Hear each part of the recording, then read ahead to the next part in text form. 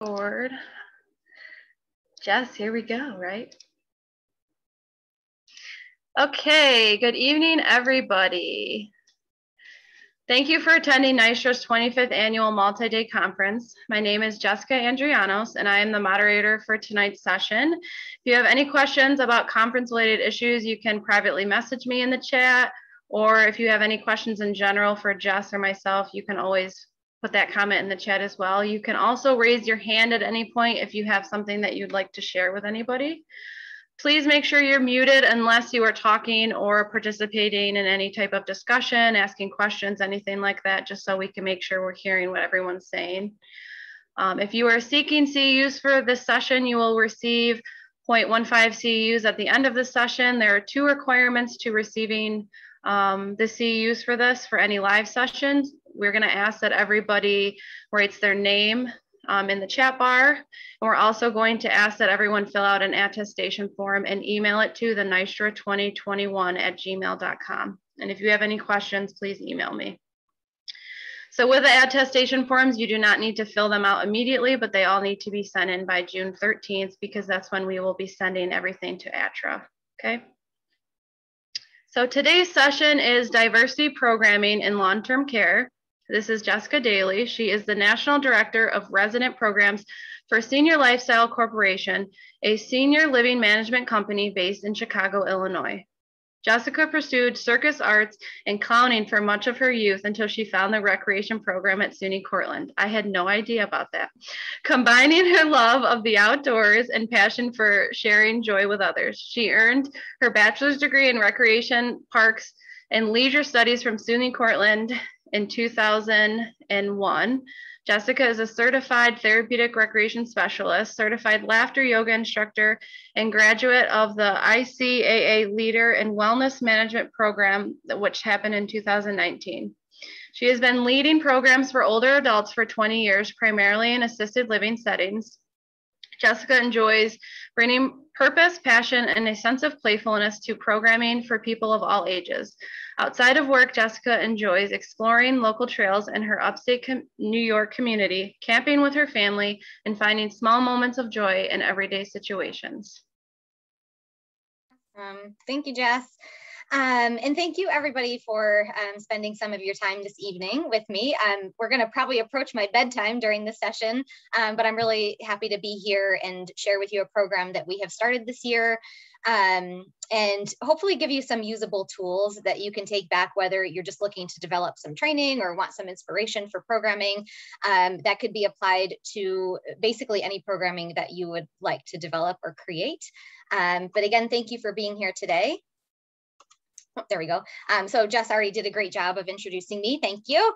And, you know, I am a CTRS, but my current work environment is primarily in assisted living and independent living in senior housing. So I would say it's more of a social-based recreation model, but I will definitely try to give you some ideas of how you could take this program to create participant goals to meet, you know, various needs following the TR process. So we'll make sure to make that connection for you all during today's session.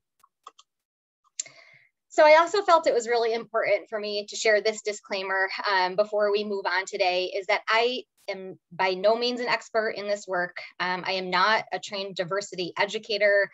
I'm really doing my own learning, and what I did, you know, what we did as a company to develop this program was really look at our area and circles of influence and ways that we could potentially affect change and present information to hopefully make our communities truly better places to work and live. So I'm not claiming to get it all right. In fact, I even shared with my teams when we started this that we will definitely probably stumble along the way, but we're just willing to hear everyone's viewpoint and make changes that we actually can make either right away, and then also at the same time make plans for changes that we can make along the line and down the road. So, but anyway, I'm still thrilled to be here to share with you what we've created.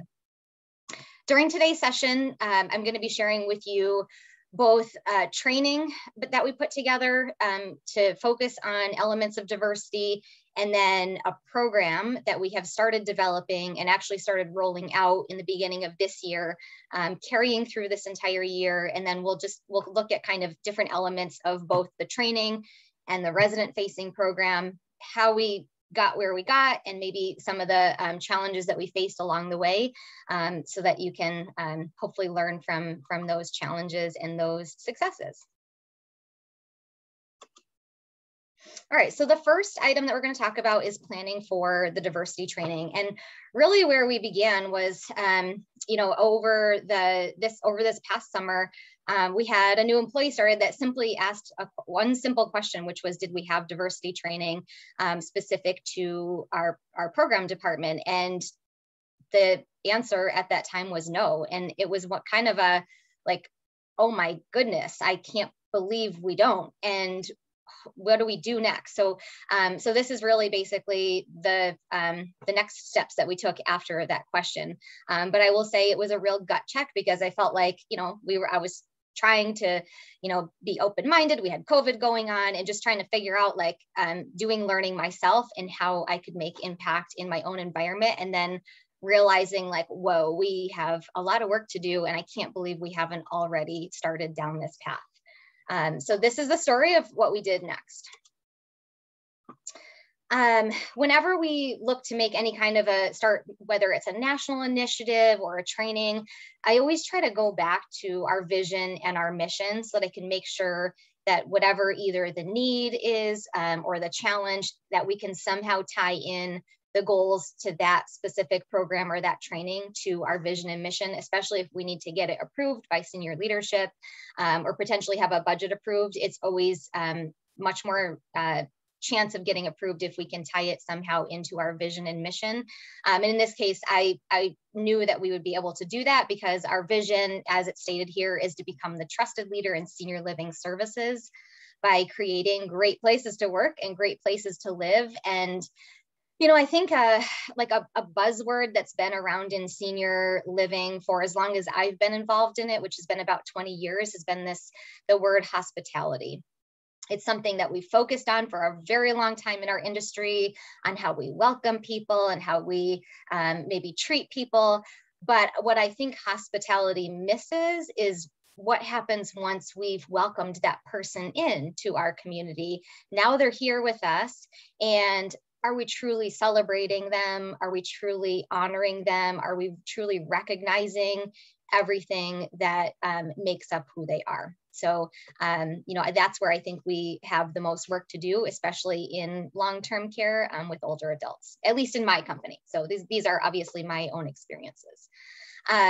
And then our mission statement follows up by saying, every day, Senior Lifestyles caring team members purposefully brighten and enrich the lives of those we serve with dedication to our core values, which are represented by the word heart, which includes hospitality, excellence, appreciation, respect, and teamwork. And again, when we think about how we are enriching the lives of those we serve, are we including aspects of diversity and inclusion in the programming that we're doing and in the topics that we choose to celebrate and the holidays that we choose to post or decorate our program areas with?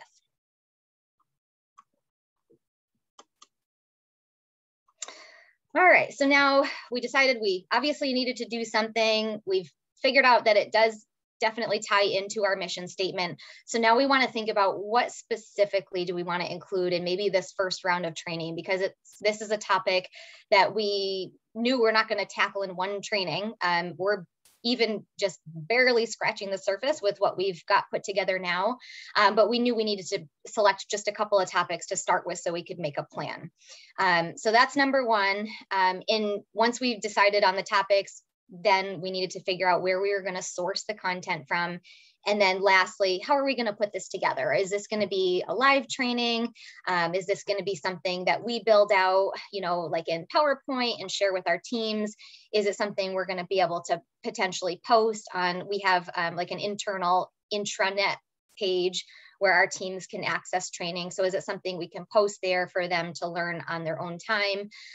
So, you know, just kind of making the decisions around what this training is going to look like. And these are these are going to be common no matter what your particular training topic is. So this is how we started kind of building this out.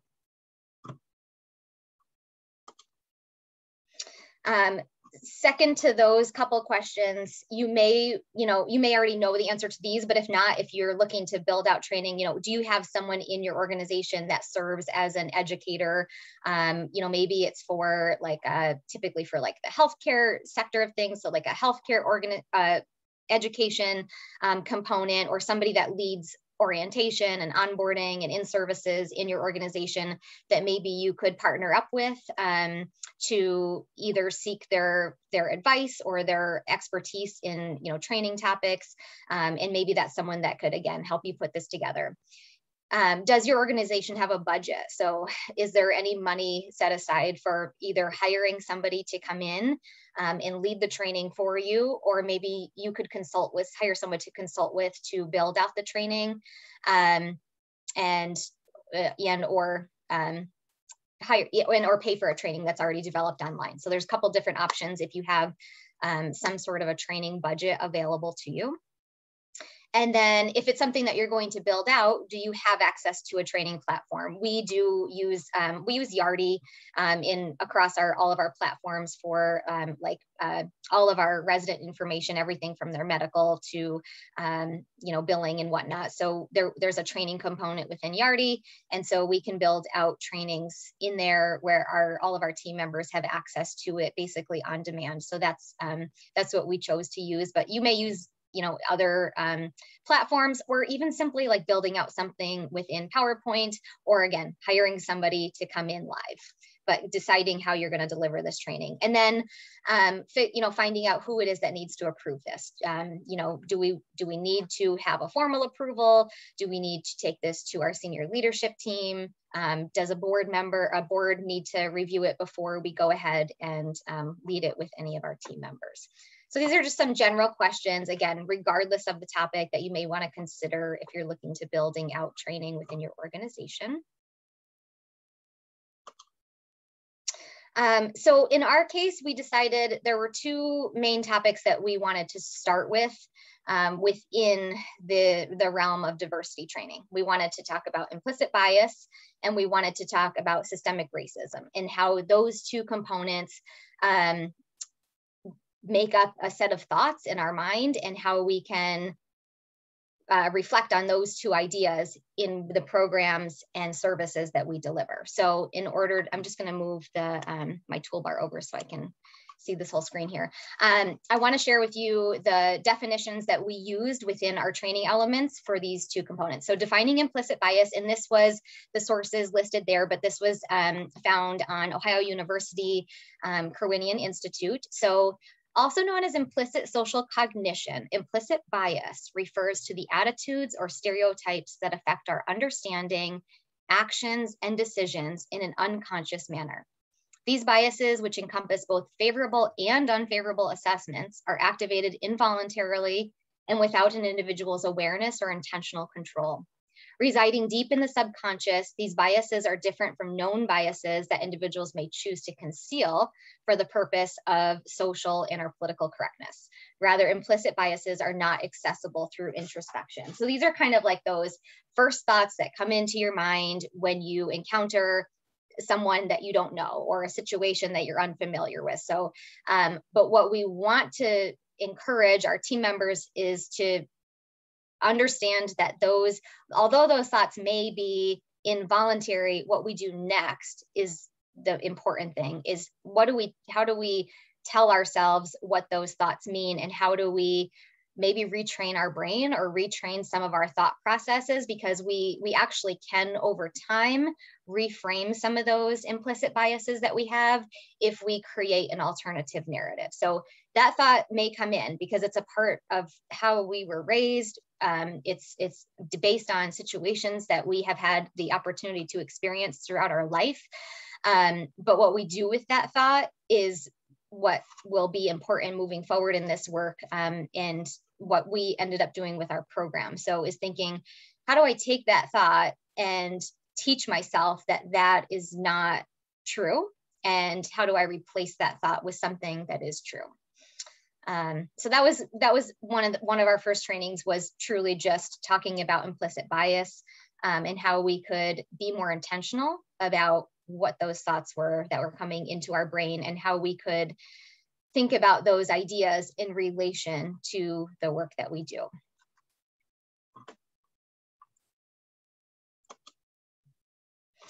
And then systemic racism, we also felt was important to address, because again, it's sometimes hard to recognize. I think for so long, we understood racism to be outward mistreatment of minority groups, or maybe, comments that were very outrightly rude or disrespectful, and helping people understand that racism is systemic, and it is truly ingrained in so many aspects of our culture.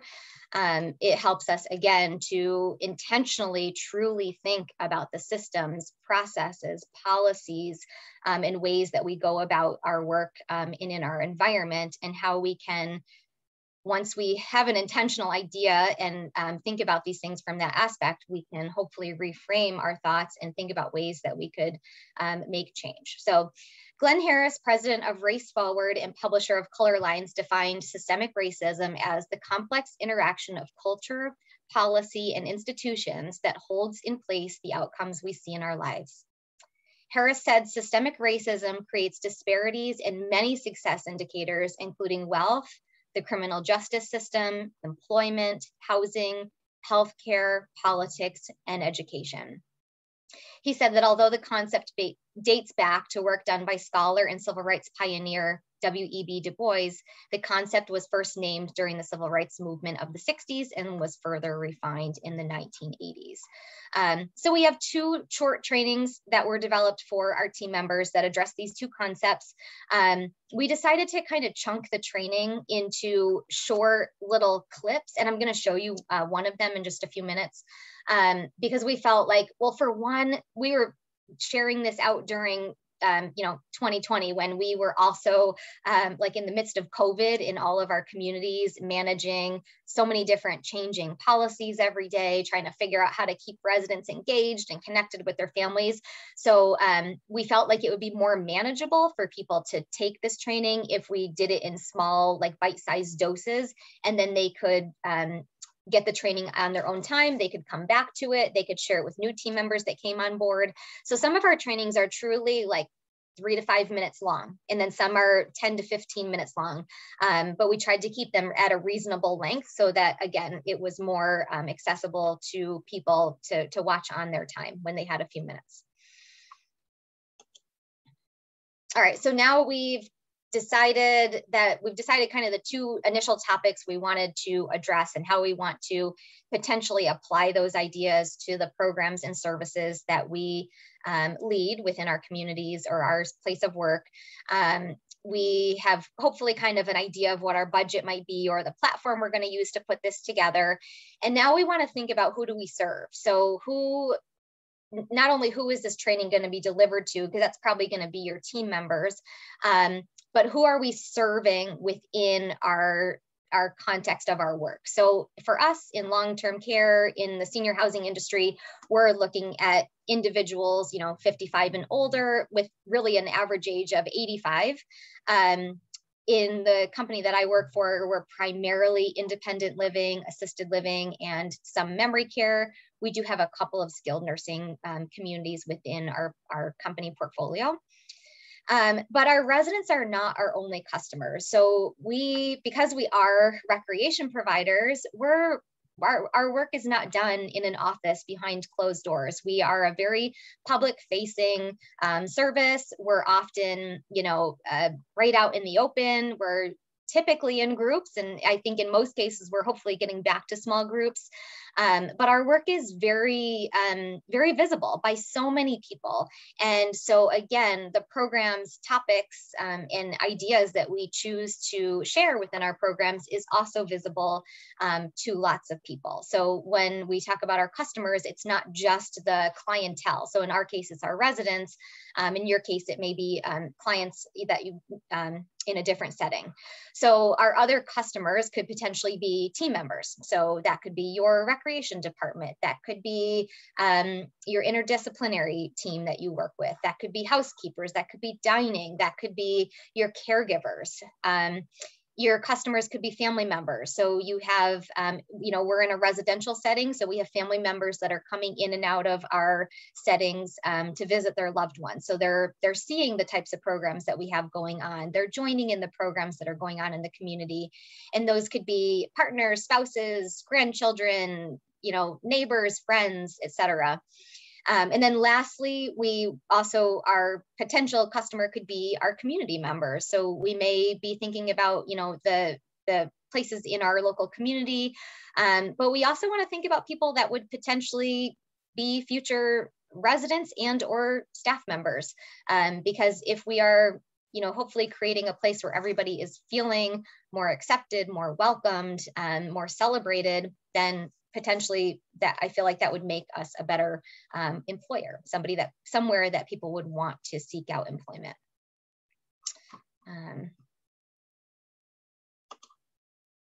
Okay, so now we got our topics, we got our platform figured out, we've decided who our customers are and kind of who we might reach with the programs that we lead.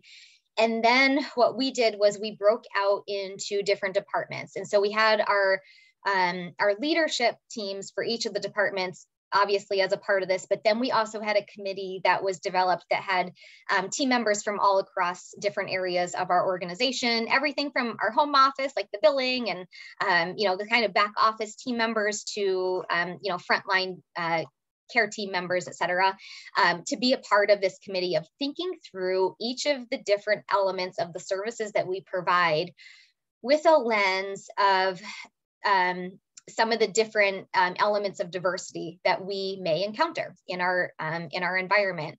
And some of those things obviously could be gender, they could be race, they could be religion, it could be our culture, it could be our ability. So with the lens of kind of these different items of or areas of diversity, we broke up into teams and we thought about the ways in which the work we do could be influenced, I guess, or could potentially be either meeting the needs of a diverse group or not meeting the needs of a diverse group. I had initially thought maybe we'd try to do like breakout groups, but I'm not 100% sure how to do that. So what I'm thinking is maybe we just do like a little in the chat. And if people, whatever element that you may have an idea that pops into your head, if there's something that you could think of that would be an element of the service, and maybe we just focus on recreation for the point of this particular group. So I know that's where your expertise all lies, but are there elements of the work you do that could be impacted by different elements of diversity, and what might those things be? Are you asking about positively or negatively or both? Oh, positive or negative. So yeah, Okay. I mean, when we developed our training and really thought about like, what do we want to do next? We had to get it all out there. We had to get what we were doing right, but also what we might need to work on, or maybe what we were even doing wrong.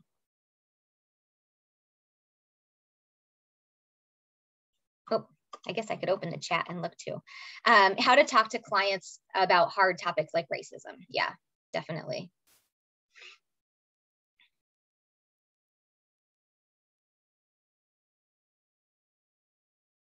I'll give it just a minute in case anybody else wants to share, but I don't want to put anyone else on the spot if you're not.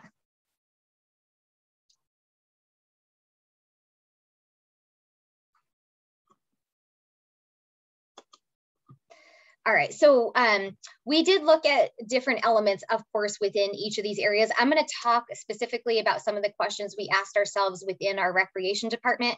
And I think it comes up just a little bit later in the training. But we really looked at like, how often were we providing programs that featured a diverse leader, a diverse holiday, different religions, foods and things that we served? Were we being sensitive to diets that were specific to somebody's religious needs or preferences?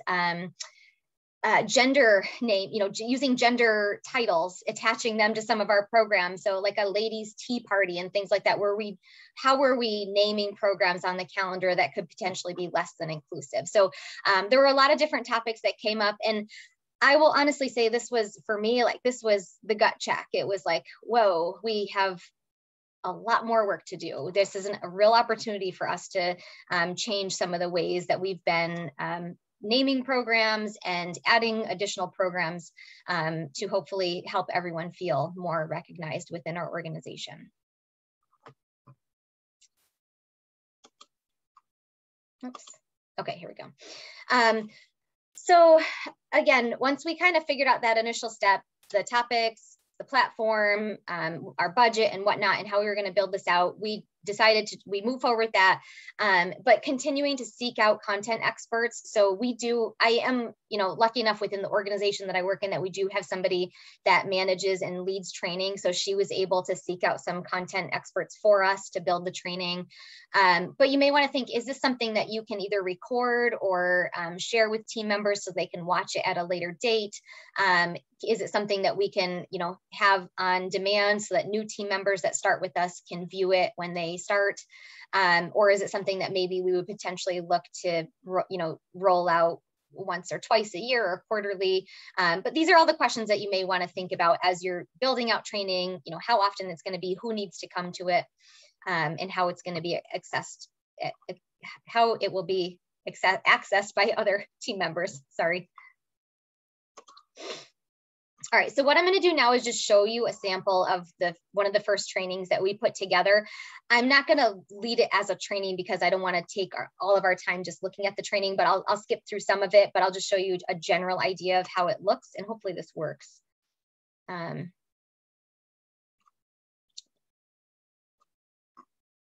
you guys seeing a screen with the little play button there in the middle? No. Okay. Oh, yeah. Excellence in Programming, Diversity Training. Okay, is everybody seeing that? Yay, nay? We don't see it, but we hear it. Huh, okay, hold on. I probably need to maybe I need to do a new screen share because I think, yeah, what it did is it went to the website. Okay, hold on. All right. So now you're seeing the screen with like the dancing little, okay, all right, cool, sorry. Okay, so this is one of our first trainings, and this one all in total, it's about 10 to 15 minutes, but again, I'm gonna kind of skip through a few things just to give you a general feeling of what this looks like. This is the Yardi learning platform, and it's something that we use in our company. According to a Harvard University study, diversity initiatives don't work unless awareness and inclusion is a daily practice. Eric Toll. Developing a multicultural programming calendar will allow your community to not only provide diversity in daily programming, it will allow for your residents to experience diversity on an almost daily basis. The SLC Diversity and Programming Planning Team, which is made up of senior lifestyle team members and residents committed to providing resources for increased diversity and inclusion in programs, is a resource available to you. In addition, use the resource 2020 Diversity Calendar, curated by Eric Toll, which can easily be updated each year. This learning module will provide a starting point for sales and programming to collaborate on how to talk about and deliver diverse programming for residents. Using HEART to plan programming. Excellence in programming starts with an eye to inclusion.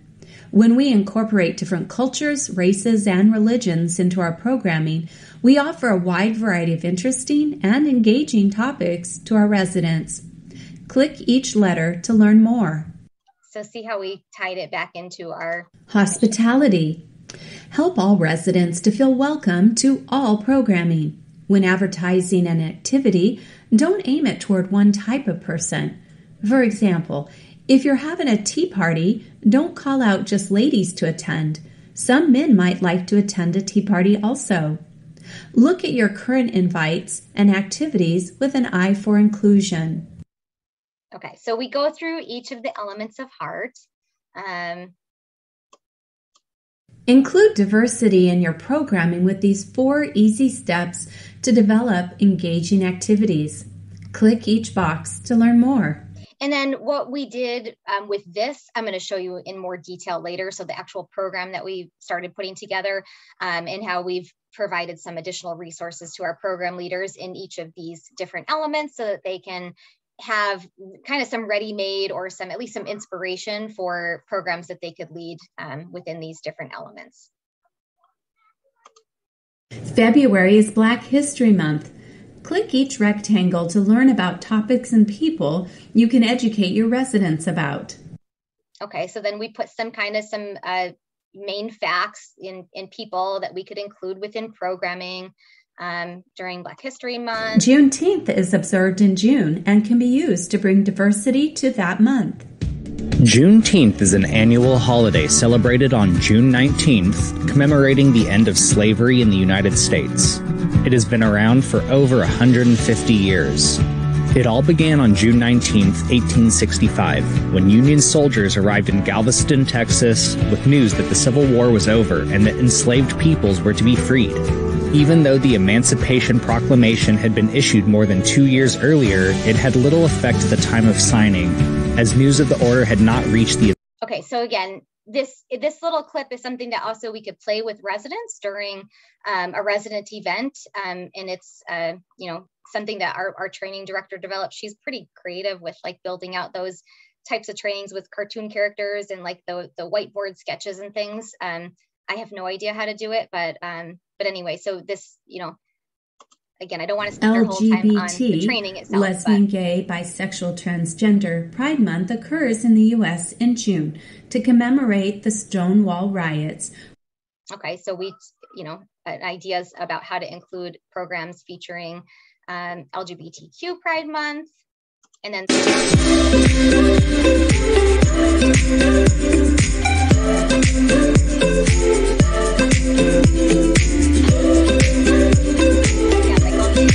I don't know how to do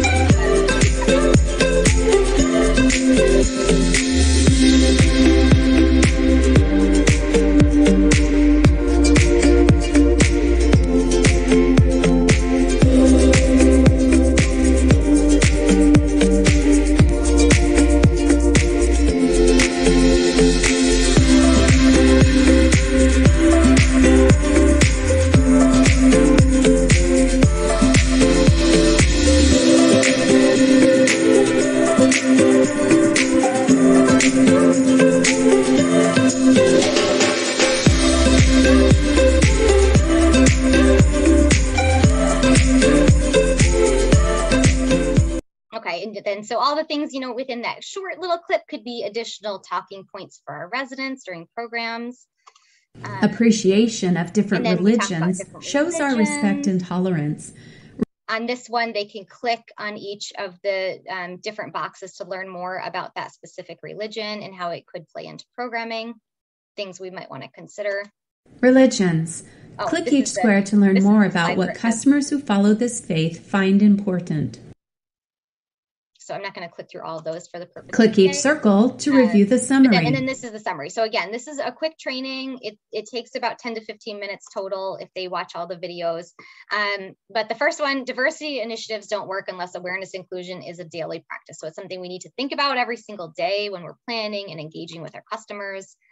Programming allows for daily practices. We have an opportunity every day to create the whether they're programming initiatives you're doing or interventions, I'm sorry, not initiatives, interventions that you're doing as part of your TR process, or maybe they're just general recreation programs. We have opportunities to choose the topics using a diversity template or calendar, which I'll show you what we created for our company, makes it a little easier because we have a guide to go off of. We used heart because, again, that ties it back into our mission statement. And then, you know, when we're planning, thinking about the different artists and music and foods and all of that we choose to include in our programming as well. So that is one of, I think, about 5 short trainings that we have developed. So hold on, I'm just going to change my share.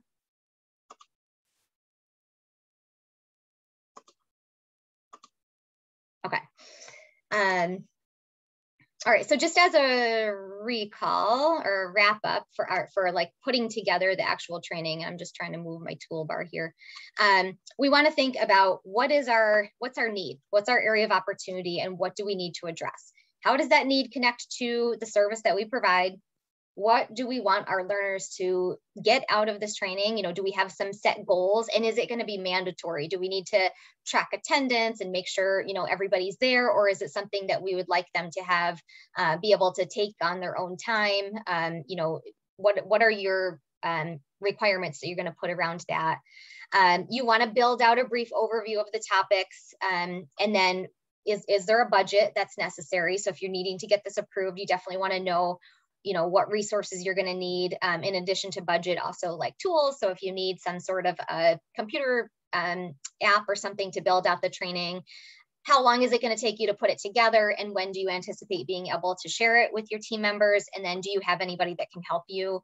And whether they're just a support person, or maybe they're just like a cheerleader for you, somebody that can encourage you and can, you know, encourage whoever needs to make the decision that this is something that we want to move forward with. So these are kind of topics that I think would be applicable to whatever training you're looking to put together. But this was what we put together initially with our, to build out our diversity training. And we did have to have it approved by our senior leadership team. And luckily they didn't give us any challenges. They were, you know, supportive of us building out these topics. So Jess, I'm curious how this works. So you just email them and say, like, this is something I think we're lacking and I think we should do. And then, like, how did that work, that whole proposal? Just reaching out? Yeah, good question. So it just was reaching out to I reached out to so I report up to our clinical supervisor in our organization. So I reached out to her first because I think anytime you're going to do something in your organization, it's good to let your own boss know what you're up to. So I reached out to her first and said, hey, this question came up and whoa, we have to do something about it. Like, I probably didn't use that exact language, but basically, like, we can't sit on this. We have to figure out what to do. We've got to put something together. And I had some ideas. So when I gave her that call, it wasn't like, oh my goodness, we have to do something. We had a chance to talk with some of my peers and think about, you know, look at what some other organizations were doing. So it was like, okay, we'd like to build out some training. We'd also like to take a look at the programs we're doing and think about how we might make some changes over the course of the next year. You know, how do you feel about that? And are you in support, or is there anything that you think I should do, you know, maybe differently, or any advice that you might have for me? Luckily, my supervisor is very supportive of the work we do, both, you know, with this program, but in general with resident engagement. So she was very supportive and encouraged our team to, you know, continue this process and build it out. And she also let me know, like, here's the people that you probably need to run this by. We want to make sure, of course, like, our CEO isn't surprised finding out that this training was built and didn't have a chance to see what was going on. So, you know, a certain couple of people that we needed to run it by. But just starting off with that conversation, like, I see this need, or I know about this need because it was brought to my attention, and this is here's a couple things that I think we could do at least right away to address the concern. So, so that was how it started. And then, you know, from there, it was like, okay, once in general, I knew she was going to be supportive of the idea, then I started building out a little more specifics. Like, okay, here's what we're thinking for the topics. Here's how long the trainings are going to be. Here's who needs to attend them. And then here's the topics that we want to include. Hopefully that helps answer.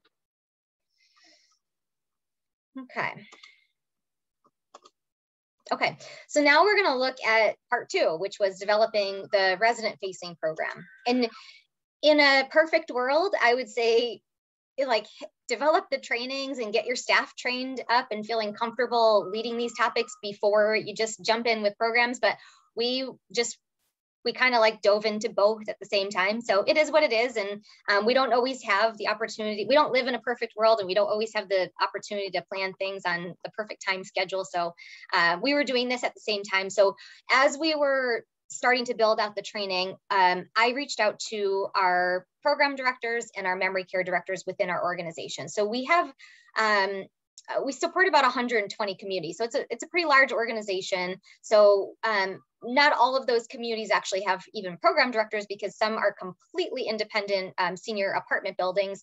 But I would say probably 100 of them do have program directors, and then maybe 70 of them have memory care directors. So we have a big pool of people to draw from as far as gaining, some insight and ideas. So, and I'd been in my role at this point for maybe like a year and a half, and I'd had experience reaching out, asking people for joining a committee or helping out with a project or sharing ideas. And like, just for example, the year before, so before COVID hit, we decided that we wanted to do a big senior lifestyle Olympics during 2020. So I had reached out and asked people who would want to help, potentially plan these whatever we were going to do for the Olympics, the games, the competitions, the prizes, the advertising. I think I had 4 or 5 people, which I felt was okay. I felt like that was a good group. We would get some couple ideas shared, and then we could build out something, manageable to share out to the rest of the company. So this is, again, summer of 2020, COVID is in our buildings. We're making changes every day. We're hearing new policies every day. We're trying to just keep up. So I thought, maybe we would get a few people if I reached out and said, does anybody want to take a look at our programs and think about how we could be more inclusive with, programs featuring diversity in our communities?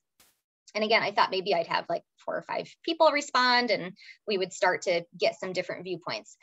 My email just blew up. It was like, I started keeping track of the people that said, yes, they were interested on a piece of paper, because I'm old school and I like to write things down. And the paper filled up. Like, I had to start writing sideways and on the edge and on the back side of the paper. I think initially we had like 55 people, and it was people enthusiastically like, yes, I'm so glad we're addressing this, and thank you for bringing this up, and here's what I could contribute, and here's a little bit about me. And I mean, it was very inspiring, to say the least, to have people be like, oh yeah, we definitely need to address this. So the response, having that positive response and having people willing to address the topic just was further, I guess, clarification, if we even needed it, which I don't think we needed, that this was much needed within our organization. So from that initial group of just gathering, who wants to be a part of this, we had a couple just initial planning calls. What are we going to address, and how are we going to move forward with this? So this is what I sent out to our teams. So really just the goal was what are we going to do? How are we going to guide our efforts on increasing diversity in programming? We would have an opportunity as a group to discuss what our goals would be. We would start to think about our current biases and how those could impact the services we provide or the programs we choose to lead.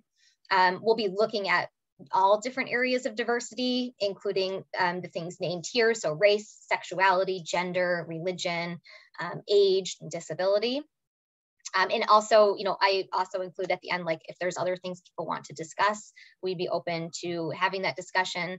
We'll identify areas we'd like to address as a group, create a plan for short term. So what can we do now? And then what might we need to make a longer term plan for?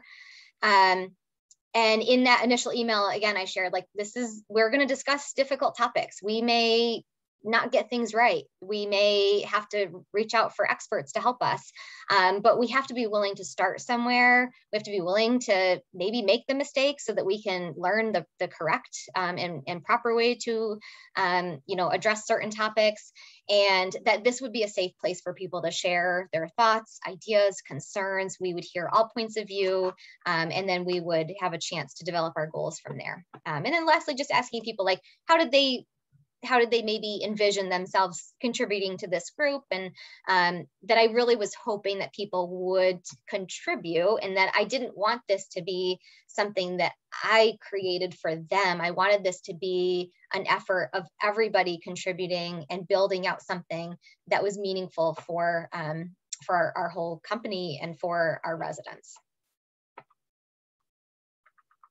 In that group, that first group call was really like 2 or 3 calls, because with 50 or so people, as you know, it's hard on Zoom with that big of a group to actually have meaningful discussion. So we offered, I think, 2 or 3 different call times, and people could come. I offered, you can certainly come and attend all 3 if you want, but pick the one that meets your schedule the best. And that way, again, we can kind of break down and actually have some more meaningful dialogue and discussion on the calls. I recorded all of them so that people could watch what was discussed on a call that potentially they didn't attend.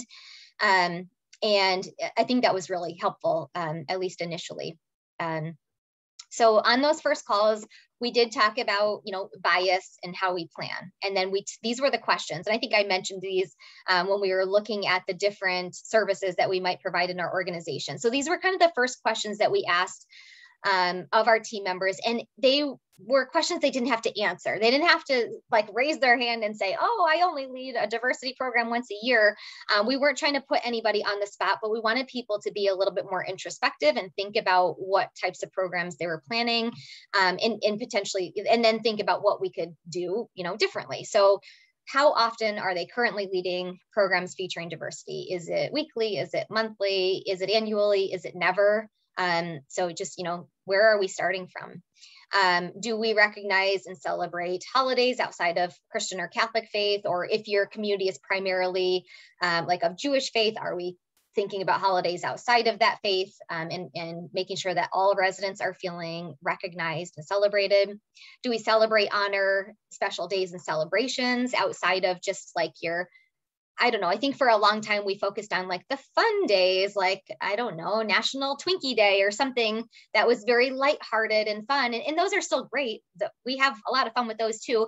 But are we also celebrating things like the National Day of the Woman and Juneteenth and Pride within our communities, in addition to things like National Twinkie Day? So, thinking about that. Do we offer special diets? And probably yes in our dining area, but how do we translate that into any events and programs that we're offering? Are we modifying some of the things that we're serving during potentially like religious holidays, where we may need to eliminate certain foods, or think about, are we serving like a big ice cream social in the middle of Ramadan and we want to be mindful of people that might be fasting? So just, really thinking about how our programs and celebrations could align with people's culture and religion, et cetera.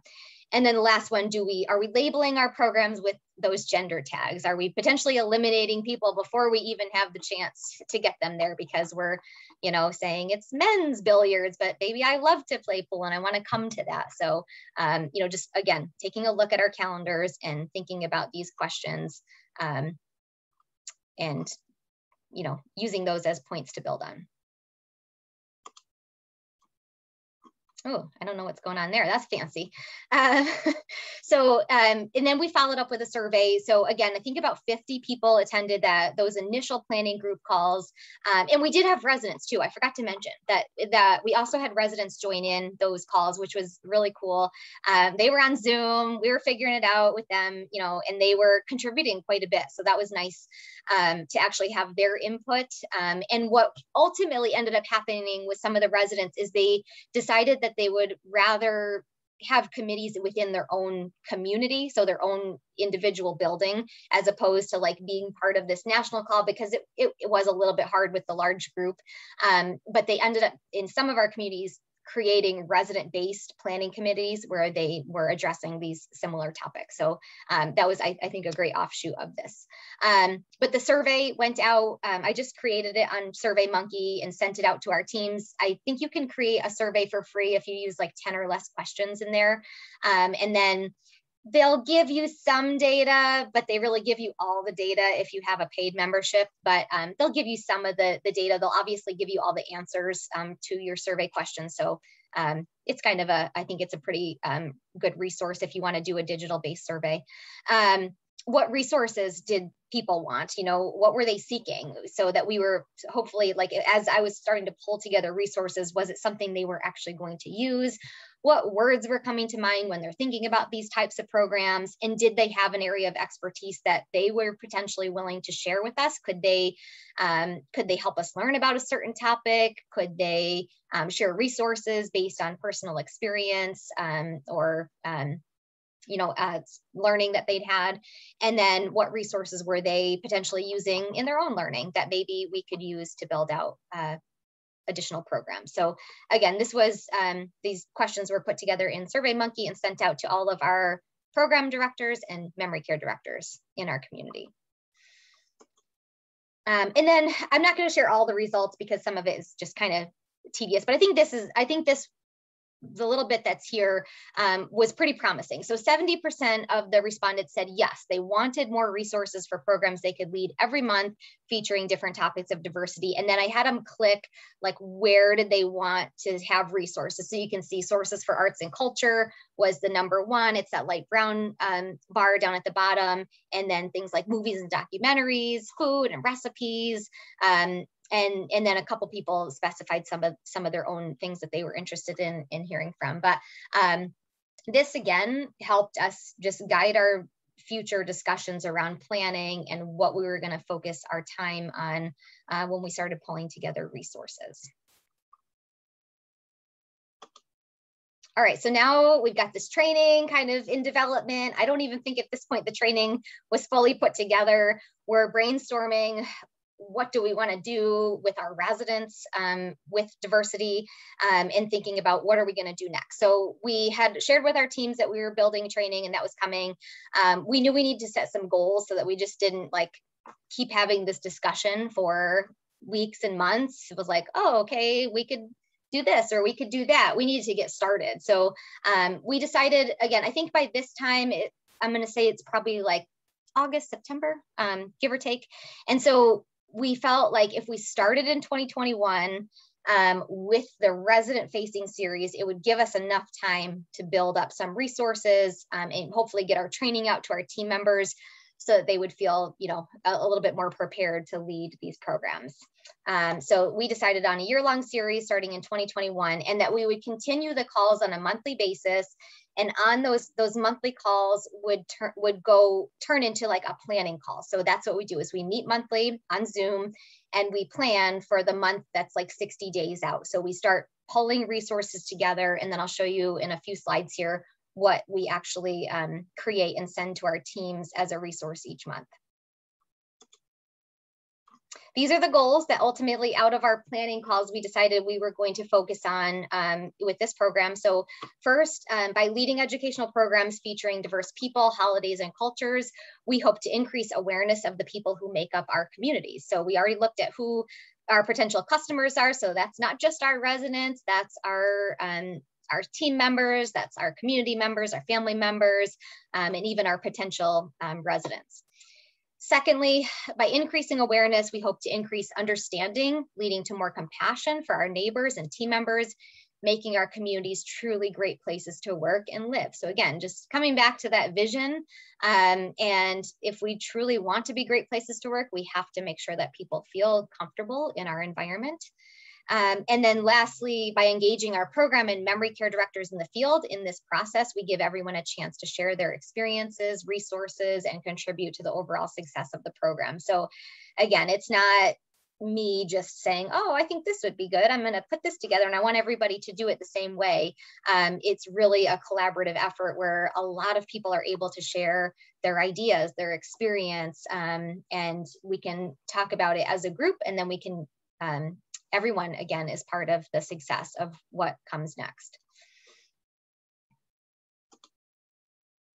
The planning calls, which I mentioned, we host each month. So we have a big team, but even if you have a small team within your work setting, maybe you have 2 or 3 people in your department. If you're a team of 1, I don't know, you got to brainstorm on your own, but feel free to reach out to me or maybe some other peers in the field. I'm sure you can find people that would be willing to brainstorm with you. But we have that big group. So we host this open call. It's not mandatory, but we do encourage participation. And we have an established calendar of the topics we're going to be focusing on each month, so people can be prepared to come with different resources or ideas to share. And then from that call, we develop a sample calendar and a program planning guide that gets sent out to all of our program directors, all of our memory care directors, so they can either use those programs as is, put them right on their calendar and use them, or they can maybe just use that sample as a bit of inspiration to plan their own programs. I'm seeing there's maybe some stuff in chat. I totally forgot to be looking at that. I'm really sorry. So I think these are in relation to that first question about looking at different areas of our industry. So, and probably you guys are reading the chat as it goes along. And I guess I don't need to read it out loud to everybody, but these are really good ideas. I'm gonna look up that book, Kathy. Adding things to, okay, I'll read these after so that you don't have to sit here and watch me reading chat. I apologize. I just noticed there was that little number there. Okay, so I said in the beginning that I would tie this into participant goals so that you could use this to create interventions for the clientele that you're working with. So even though we're not specifically following the TR process with this program, there are so many ways that you could apply this. So we're going to look at 4 areas, and I'm going to show you 4 programs that were actually led in our communities that would meet these with some additional ideas. So we'll look at self-esteem, empathy, self-expression, and cognitive stimulation. So first, self-esteem. So and again, I didn't write these out as goals. So anyway, you know your residents and you know potentially like how often they should be doing these programs and what parameters you would want them to accomplish to say that they'd met their goals. So you're gonna obviously need to think through how these could be measurable, but could your residents potentially see themselves in programs if we're offering programs featuring diversity? Could we increase social opportunities with peers, engage with others, celebrate ourselves and others, and then enhancing feelings of pride towards self with regards to culture or identity through these programs? Empathy. So I have to keep moving my little toolbar here. Building greater compassion for our peers, caregivers, and family members through increased understanding, or even just understanding different points of view, not necessarily always agreeing, but being willing to maybe consider that someone has a different point of view than we do or has experienced something in a different way.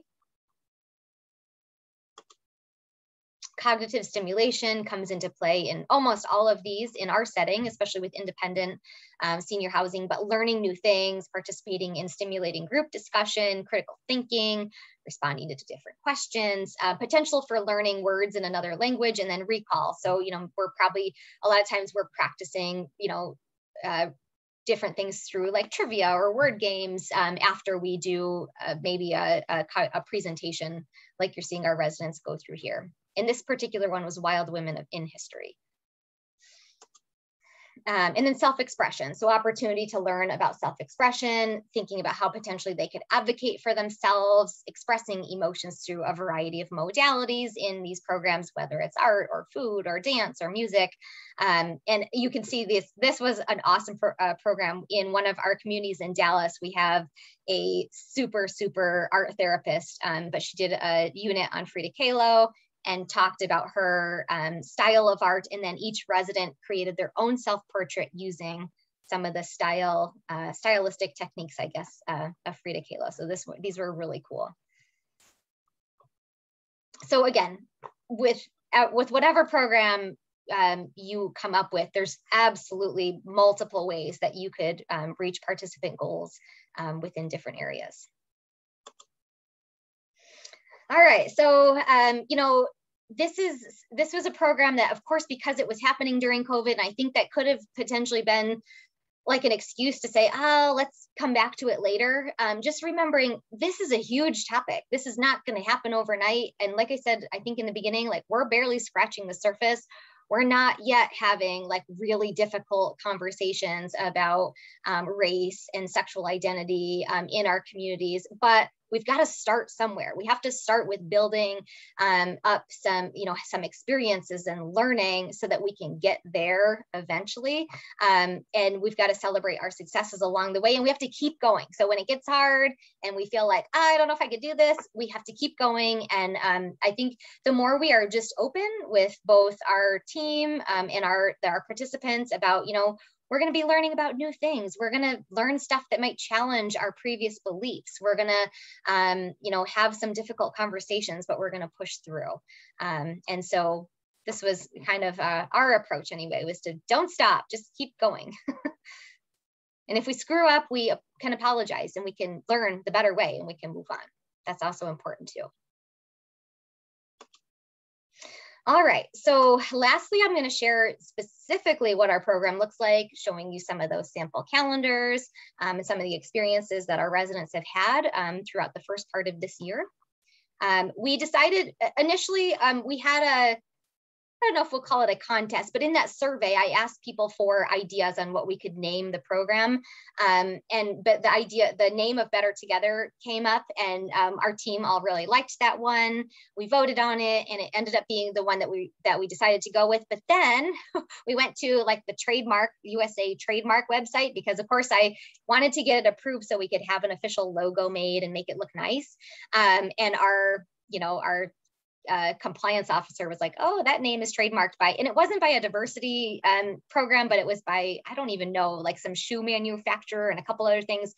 So we decided that we would give ourselves a little bit of a different name so that we didn't run into any trademark issues. We're not looking to trademark it. We're not looking to sell it, but we didn't want to run into any problems with our logo design in encroaching on anyone else's previously trademarked name.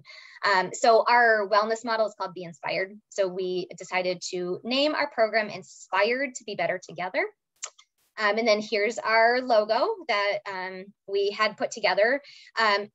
So in the beginning, you saw that our core values are represented by the word heart. So you do see a lot of hearts in our different logos across, our company, different initiatives and things. So they kind of used that heart within our logo. So you've got the different people represented by different colors and the heart, and they've all got their hand in, kind of like in sports where you all put your hand in for the cheer. And anyway, this is what we ended on for our logo. Here are the topics that we decided to address this year. So again, there are so many topics that we could look at each and every month, featuring different topics of diversity. But again, we had to start somewhere. We knew we couldn't possibly address everything in 1 year, but we wanted to start somewhere. So this is what we decided on. So January, World Religion Month; February, Black History Month; March, Women's History Month; April, Global Diversity; May, Older Americans Month; June is Pride Month; July, Disability Awareness; August, we're going to look at Olympics and Paralympics; September, Hispanic Heritage Month; October, there's Active Aging Week, so we're going to look at kind of older adults again; November, Native American, Indigenous American Heritage Month; and then December, we'll look at holidays around the world and celebrations and how that can bring people together. So this was our initial outline for the year. And then here's some samples. So as I mentioned, we build out a sample calendar and actually, hold on, I think I've got a planning form.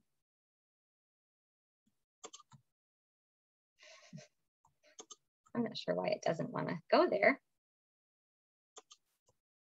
Hold on, I'll just do a new share. Let me just stop my share here for a second and I will share it. If you exit out of the PowerPoint part a little, then you should be able to get to like the link if you have it open, Jess. Okay, hold on one second.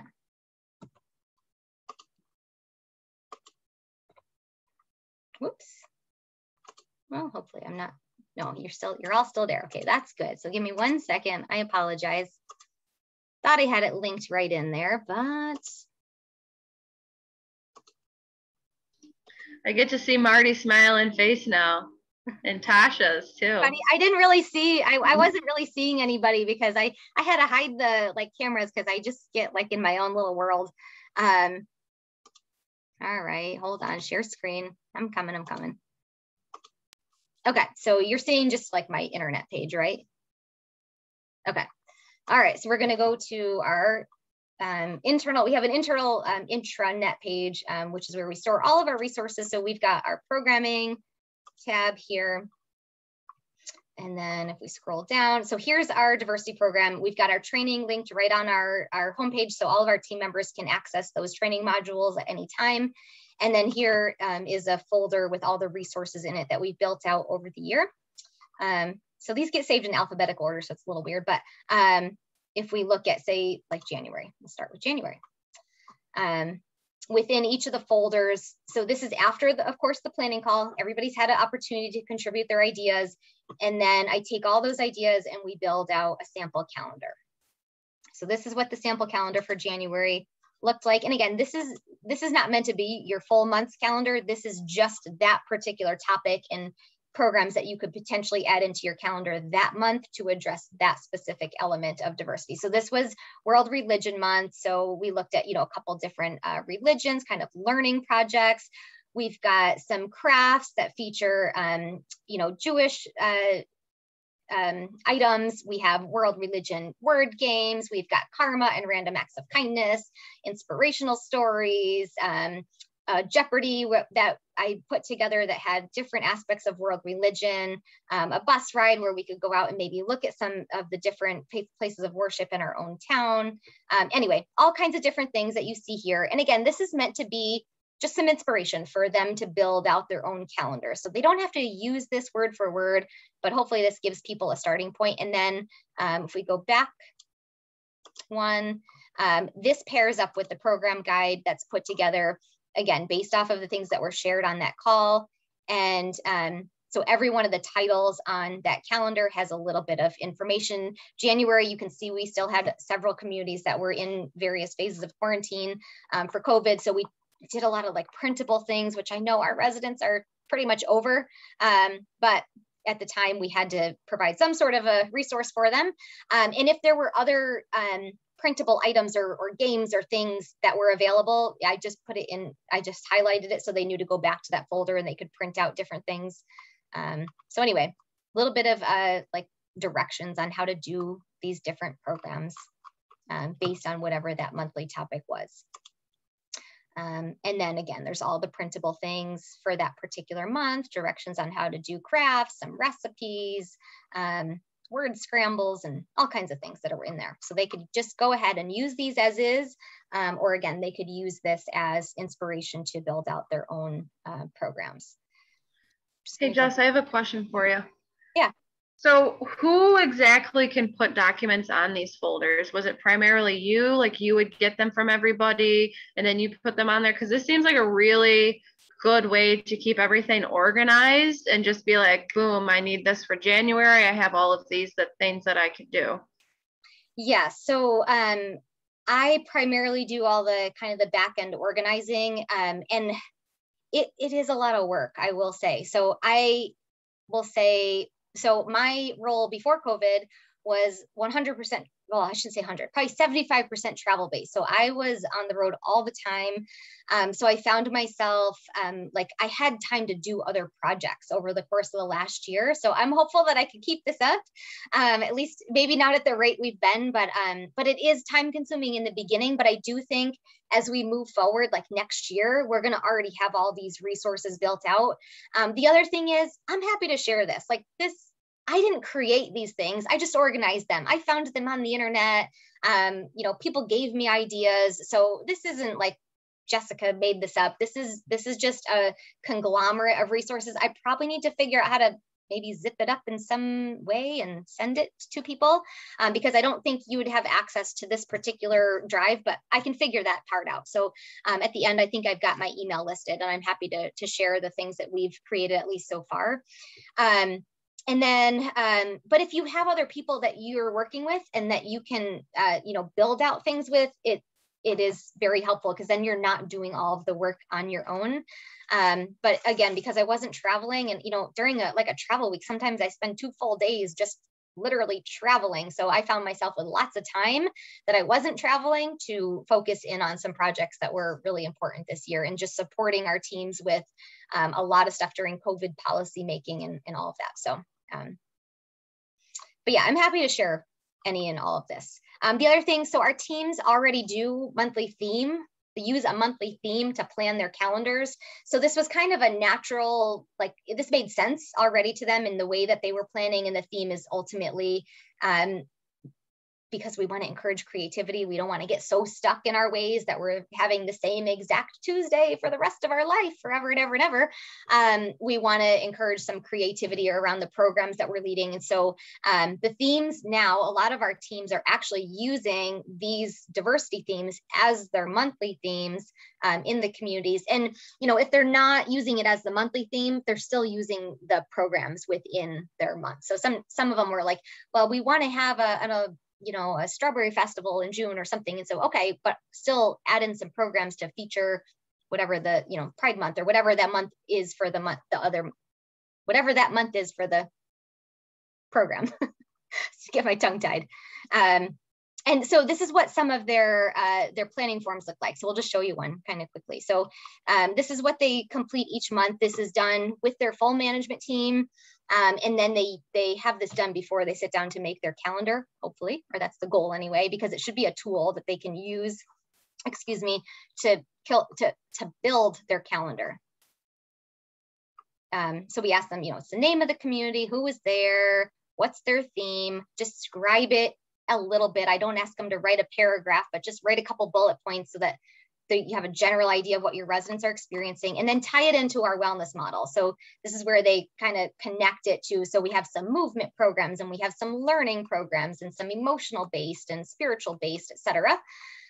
So these were some of the titles of what this particular community was doing. And so it was Older Americans Month, but it's also Jewish American Heritage Month in May, and Asian American Pacific Heritage Month. So this community, they did them all. They tied them all in. So, we don't put a limit. You can only celebrate this element or that element. You can do it all. But if you want to focus on one specific element, that's understandable too, because not everybody can do everything at once. But anyway, so they have their elements of wellness with some programs they're going to put on their calendar. This community wasn't back to doing outings just yet. Internal events at this point in time, they're not necessarily big, celebrations with, families coming or whatnot, but resident events we are having. So anyway, that's just another kind of example of what our program directors are putting together based on these themes. All right, so let me go back to the PowerPoint here. I think I closed it. Hold on. I'm sorry. When I get changing screens, sometimes I just, get a little click happy. You can tell how late it is now because my room is like pitch black. There, Jeff. I'm still here. Okay, so from current slide. Sorry, I also, no, that's not what I wanted to do. I'm sorry.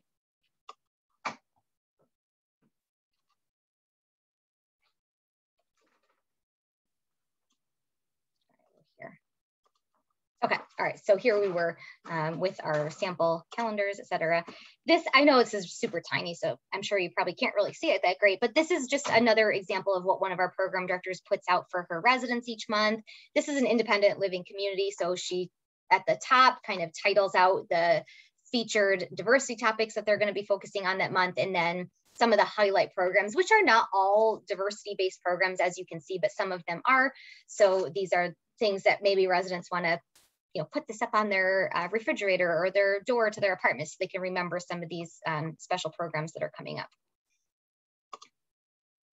And then hopefully this will work, because I did put together a slideshow featuring programs that were run during the first quarter of 2021.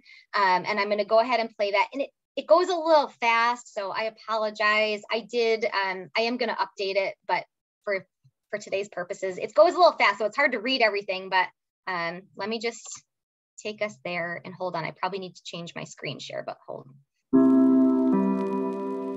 All Are you guys seeing that and hearing it? Or no? No, okay, all right, let me, I'm sorry, too many screen share changes, but we can do this. All right.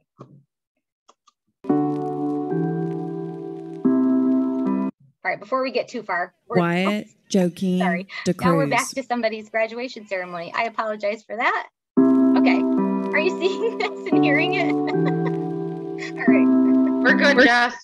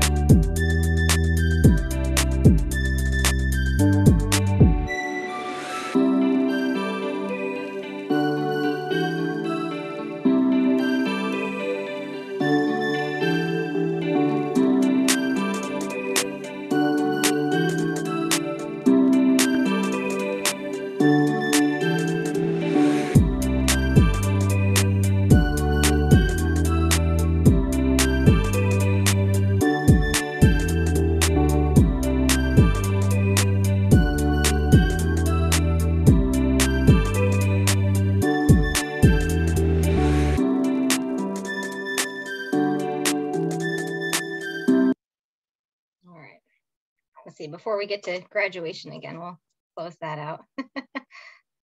All right, so let me reshare this. All right, we're good. So again, I know that went kind of fast, but just a quick snippet of some of the programs that are actually taking place in the communities. And again, it was Q1, so we've got more to add now from April and May, and we've already done our planning for June. And we had our planning call today actually for July. So the goal now is to get them their planning resources by June 1st, so that they have some time to look it over, decide which programs they're going to add into their calendars. They know the topics though, so they don't have to wait for the sample to come out. They know what we talked about on our planning call. They can go ahead and start putting things on their calendar right away if they want to. And then, you know, with any good program, we want to evaluate it as we go, both with just, you know, verbal responses from your residents. What are they saying? Are they saying they like it? Are they coming? Are they attending it? And if they're attending, are they participating? So some of that you can just kind of gather by watching, listening, and observing what's going on with your residents. You can evaluate how you're feeling as the leader. How do you feel you need more resources, training, you know, help in some way, one way or another, to be more effective with these programs. And then you can formally evaluate your program to see if you're meeting your goals, and actually like really figure out how to move forward with the program. And I am super happy to share that we have partnered with SUNY Cortland with their Rec 601 research and evaluation program to lead a formal survey for additional feedback. I think we're on the next slide here. So unfortunately, we didn't get to actually getting the survey out and collecting the data just yet, but we've got the students have created an amazing survey to hopefully evaluate, which I think is on the next slide. We want to learn if we're meeting our goals.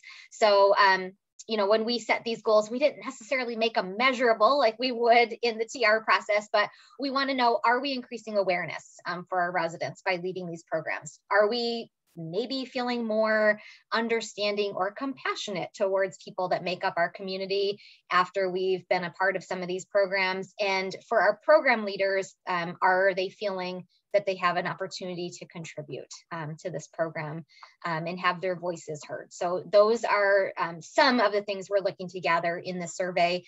There is a survey designed specifically for our residents that have participated. And we want to gather information from residents that have not participated as well, so that we can hopefully see like what would they come to, or why aren't they coming? So that's going to be important too as we move forward. And then for our team members, there's a completely separate survey that they'll be able to fill out to let us know, do they feel prepared? What do they need? Are they enjoying leading these? Is it, is it manageable for them? So some of those types of questions around the program team leaders themselves.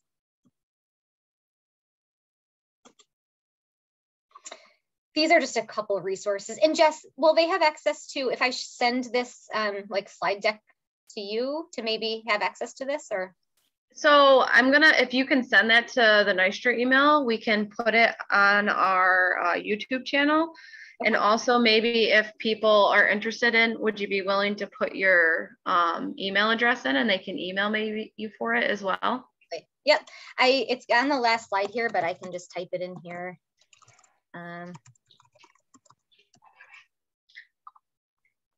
I'm going to put my work phone number too, because sometimes our email is a little funny with external 312. So if you're like, oh, I emailed her and she never responded to me, it might have just got caught in like the interwebs, and who knows where it is. So if you text or call me, I will answer. Anyhow, these are some of the many resources that we've used to build this program out, but these that are listed here are really great resources that I have found for programs, for learning and for program ideas. And so anyway, so those are there for you to look at and use.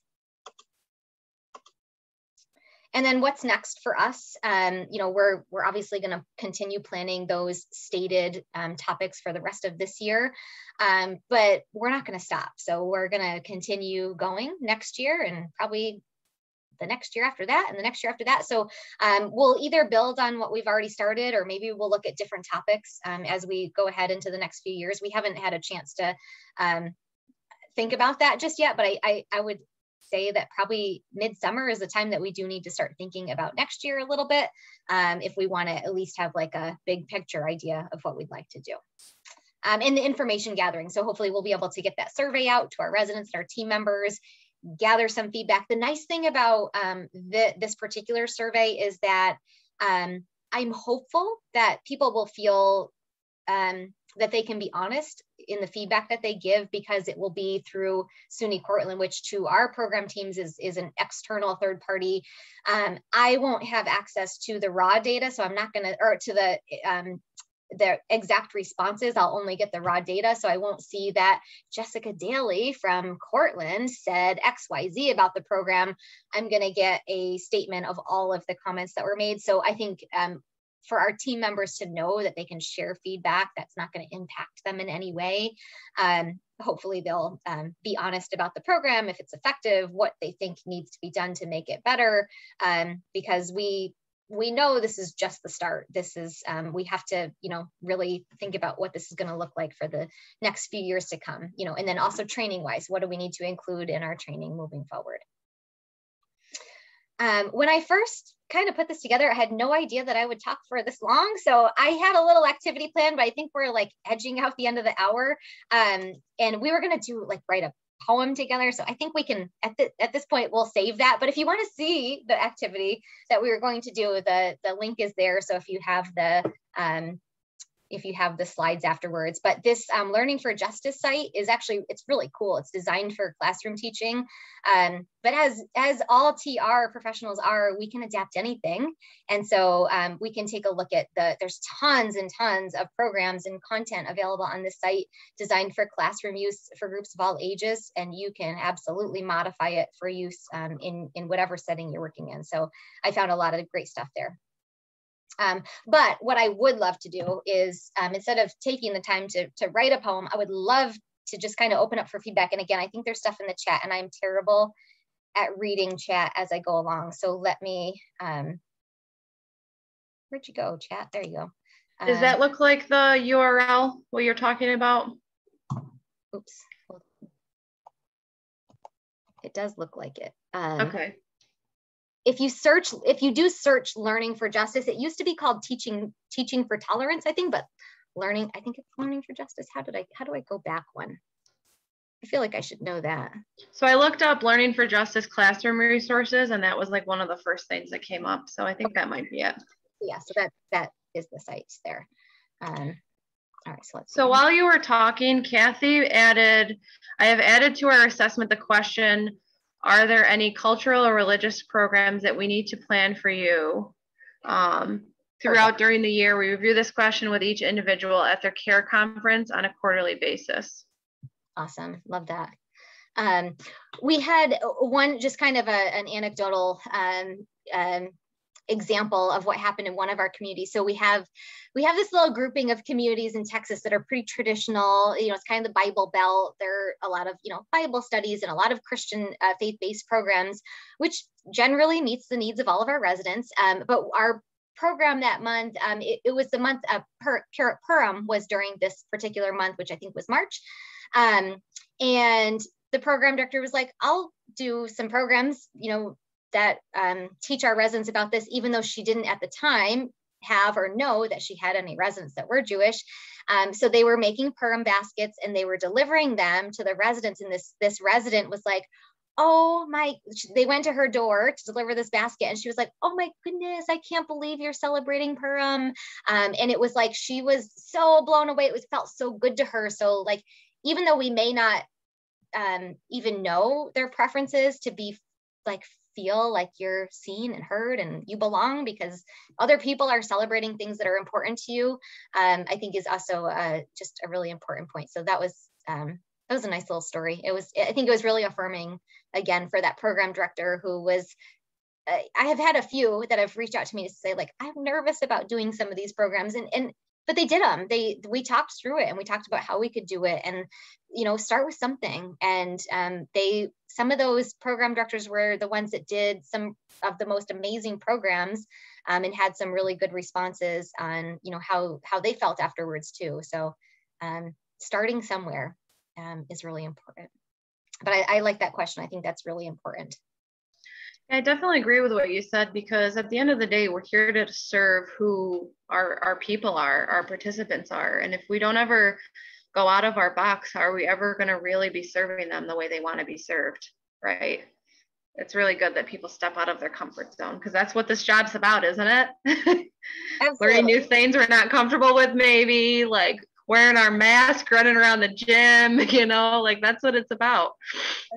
That's right. And we can model. The other thing is we can model that, and it's okay, I think, to tell our participants that we're learning. We're learning some of these things with you, and it's okay to be new at it. And it's okay to, I don't know if I want to say okay, but we're going to have old thoughts that we need to replace, and we need to think about, what is really true about some of those thoughts that we may have grown up with or been raised with, and think about, are those things actually true, or is that a product of different experiences that we had that were not necessarily based on truth. So does anybody have questions or comments about anything that I've shared today?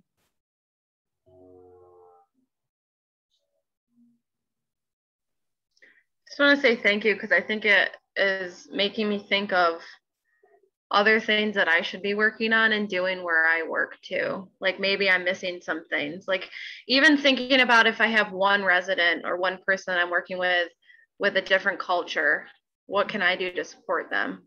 Definitely. I think we miss that sometimes because we're like, well, there's 50 people and this is just one of the 50, and how am I going to do it, right? Yeah. But that means everything to that one person if we really try our best to include them or do something special for them. Definitely. And even our staff members, we've had some really neat responses from different staff members during, various programs and holidays and things where they've been able to chime in and share their own experiences, or, be like, wow, our community's never had a Black History Month display up on the wall. I feel like, people actually, I feel represented. I feel like my community is, honoring and celebrating who I am. And just because we might not have a resident from a different culture, we may have team members from different races and religions and backgrounds, and helping them feel like this is a place that they are welcome and celebrated. So that also goes a long way. We've had quite a few staff members also sharing information about like places, countries that they've come from, experiences they've had with our residents. And that's been, I think, a really neat experience for our residents to see our care team members as like a real person and learn about them and their history. And, and it's been a great way to just make true connections between our participants and our staff members.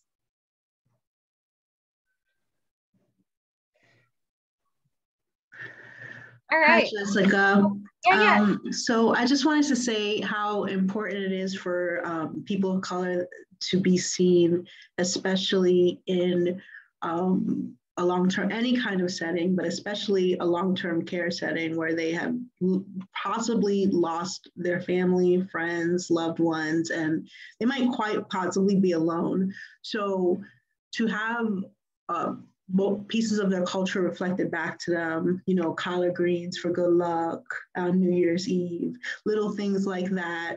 It means a lot more than you think it does. And I also wanted to say that it's important for everyone in that I think we learned about multi-professionalism, kind of multidisciplinary team, to feel safe when they come to speak to you or when they're celebrating their cultures, because as people of color, we usually don't feel safe in primarily white spaces. And we have to kind of go in as a certain person. And when you can kind of put that guard down and be really vulnerable and feel like, hey, this person really cares about what I'm saying, that means more than anything in the world. If I can feel safe with you, then that's the best start that we can have, especially if you have residents who are of color or just, marginalized or in a minority group or misgendered or learning that they're misgendered or just coming out of the closet at 75 because they couldn't do it when they were 12. It's important to be, to have this conversation because it's about time. Mm-hmm. And I'm glad that you're doing it. It's important work. Yeah, thank you for sharing that and for sharing your perspective too. I think, even if we're just starting to nudge in the right direction, I mean, we gotta start somewhere. And all these discussions weren't easy for me with some of our senior leadership team too.